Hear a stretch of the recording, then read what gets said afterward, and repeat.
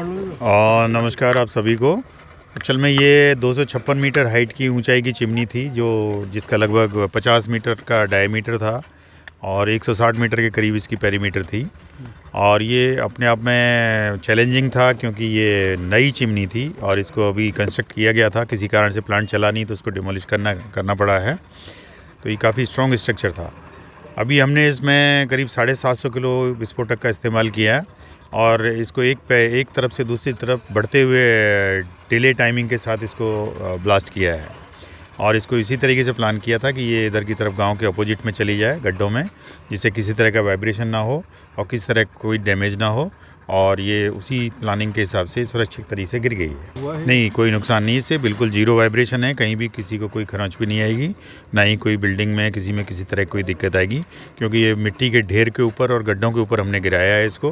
तो किसी तरह का कोई डैमेज होने का कोई चांस नहीं है। वाइब्रेशन हम जहाँ खड़े होकर ब्लास्ट किए थे वहाँ जीरो था, कोई वाइब्रेशन है ही नहीं। उसमें हमारे करीब 12-13 आदमियों की टीम थी। उसके बाद हमारी सपोर्टिंग टीम थी चिनार स्टील की, बहुत सारे लोग हैं।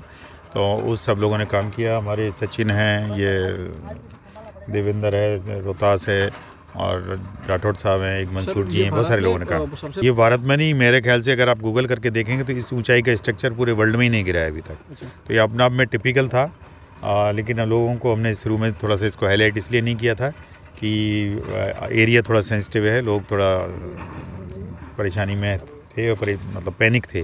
उनको लग रहा था पता नहीं क्या हो जाएगा, तो इसलिए हमने इसको इस तरह के नहीं। फर्स्ट अटैम्प्ट में एक्सप्लोजिव अंडर रेटेड था। एक्चुअल में एक्सप्लोजिव की क्वालिटी में थोड़ा इश्यू था और हमने डाला भी कम था।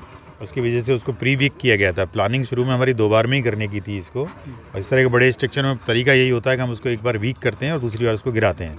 तो हमने प्री वीक करने की प्लानिंग के हिसाब से उसको किया था और उसमें उम्मीद थी कि शायद गिर भी जाएगा, लेकिन वो गिरा नहीं था, वो प्री वीक ही हुआ था, कमज़ोर पड़ गया था। और दूसरी बार में जब हमने किया था उसकी बैक साइड में चिमनी का वजन ज़्यादा होने की वजह से जो वेट का एस्टिमेशन था वो रॉन्ग था और चूँकि डायमीटर ज़्यादा था तो बीच में से टूट के चिमनी वापस नीचे गिर गई थी। लेकिन तीसरी बार में हमने और मेथड को चेंज किया और ये सफलतापूर्वक हो गया है।